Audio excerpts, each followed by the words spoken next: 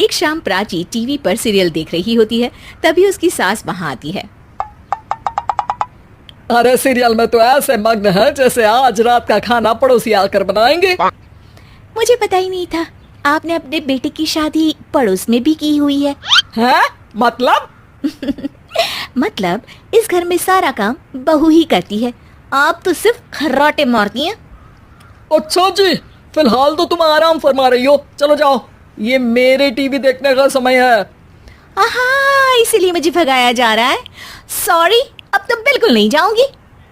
प्राची की इस बात पर दोनों सास बहू के बीच टीवी रिमोट के पीछे बच्चों जैसे छीना झपटी शुरू हो जाती है, जिसके बीच श्लोक भी काम से घर वापस आ जाता है। हाँ, आज मेरी चूहे बिल्ली की जोड़ी किस बात पर झगड़ रही है? अरे तेरे बीवी मुझे टीवी ही नहीं देखने दे रही। अरे तुम्हारी मम्मी मुझे खाना बनाने के लिए फोर्स कर रही है। अरे वाह, ऐसे बेतुके रीजन पर तो बच्चे भी झगड़ा नहीं करते। अरे मुझे कुछ मत बोल, सब इसने ही शुरू किया है। हाँ हाँ, जैसे आप तो बहुत दूध की धूली है ना। अरे बस दोनों चुप। प्राची जाओ, खाने की तैयारी करो। और माँ तुम छोड़ो, तुम्हें क्या बोलूं, शांति से अपना सीरियल देखो, मुझे दोबारा लड़ने की आवाज सुनाई नहीं देनी चाहिए। ऐसा बोलकर श्लोक वहां से चला जाता है, जिसके पीछे पीछे प्राची भी कुछ न कुछ बड़बड़ाते हुए रसोई में चली जाती है। हाँ हाँ, सासू जी को तो कुछ बोलेंगे ही नहीं, बस मुझ पर ही हुक्म चलता है, खाना बनाओ, जैसे मैं इनके घर में खाना बनाने के लिए आई हूँ। इसी तरह शाम बीतती है और रात को श्लोक और प्राची की सास खाना खाकर सोने चले जाते हैं, लेकिन प्राची गुस्से में कुछ खाए बिना काम में ही लगी रहती है। इस घर में किसी को घंटा फिक्र नहीं पड़ता, मैं खाऊं या भूखी रहूं।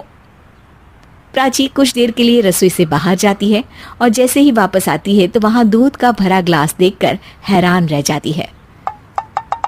फिक्र पूरी है, बस दिखाना नहीं है। प्राची दूध पीकर सोने चली जाती है और अगली सुबह एक बार फिर सास बहू का कार्टून नेटवर्क स्टार्ट हो जाता है।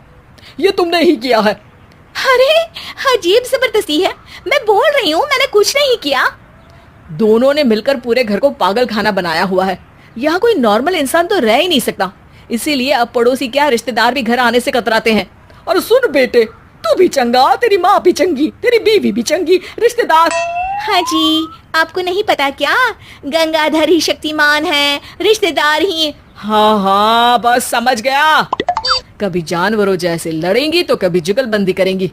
भाई मैं आप दोनों के बीच में नहीं फंसना चाहता।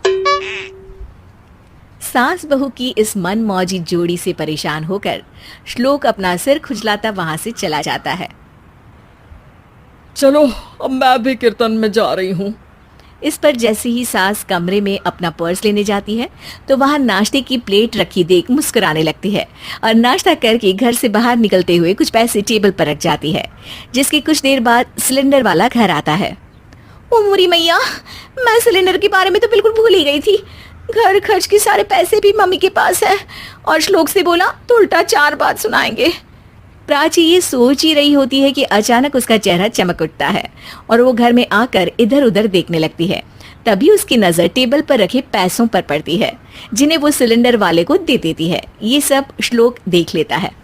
अच्छा बेटे, इतना बड़ा घोटाला, सबके सामने मैं तेरी दुश्मन और पीठ पीछे तेरी मेरी यारी। इस पर श्लोक एक प्लान बनाता है और शाम को सब एक साथ बैठे होने पर बोलने लगता है। माँ, तुम दोनों की बहुत लड़ाई होती है, इसलिए मैं सोच रहा हूँ कि प्राची को उसके घर छोड़ाऊं, इससे वो भी खुश रहेगी और तुम भी। अचानक श्लोक की ये बात सुनकर सास बहू शौक से उसकी तरफ देखती है। अरे ऐसे कैसे घर छोड़ाओगे, मुझे कहीं नहीं जाना। अरे तुमने बोला नहीं पर मैंने सुन लिया, तुम्हें मम्मी के साथ रहना अच्छा नहीं लगता, मुझे पता है। अरे वो अरे, जब बहू खुद कुछ काम बोले तो वो तुझे सुनता नहीं, और अब जो इसने बोला ही नहीं वो तू समझ गया। जब उसे नहीं जाना तो फिर जबरदस्ती क्यों कर रहा है? अच्छा, फिर आपको मौसी के घर छोड़ाता हूँ। बस अब आप दोनों एक घर में एक छत के नीचे नहीं रह सकती। मैं इस टॉम एंड जेरी की जोड़ी को और नहीं झेल सकता। है? ऐसे कैसे नहीं रह सकते? तुम्हें इतनी दिक्कत है तो तुम्हारा बोरिया बिस्तर पैक कर देती हूँ, लेकिन मम्मी जी कहीं नहीं जाएंगी। बिल्कुल यही सुनना था मुझे। अगर दोनों में इतना ही प्यार है फिर हर वक्त ये लड़ाई का नाटक क्यों करती हो? देखा मैंने कैसे माँ किचन में दूध रखती है और तुम उनके लिए कमरे में नाश्ता रखती हो, और कैसे वो पहले ही तुम्हारी दिक्कत समझकर घर में पैसे रखकर बाहर जाती है।